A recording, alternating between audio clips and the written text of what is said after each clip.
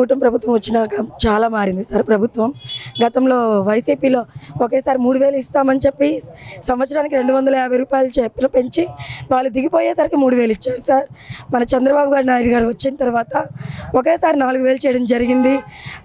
ప్రభుత్వం వచ్చేసరికి ఆగినటువంటి 2 నెలలు కూడా కలిపి ఇవ్వడం జరిగింది. అదేవిధంగా ఇంకో రకంగా చూసుకుంటే గెలిచిన తర్వాత సంవత్సరం అయిన తర్వాత ప్రజలు ఎలా ఉన్నారు ఏంటి అని ఇంతవరకు ఏ ప్రభుత్వం కూడా వచ్చి ఇలాగా ప్యాట్ని కానీ ఏదైనా ఇంటింటికి రావడం అనేది జరగలేదు.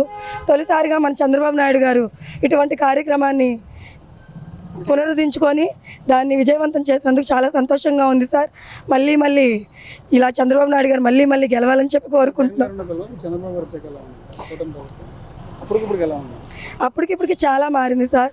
రోడ్లే కానివ్వండి, ఆడపిల్లల విషయాల్లోనే కానివ్వండి, ఎటువంటి దాంట్లో అయినా కానీ 99% వరకు చాలా మారింది సార్. ఇంకా మారుస్తారు సార్ ప్రభుత్వాన్ని. ఇంకా మార్చి ఇంకా అభివృద్ధి చెందుతారు సార్.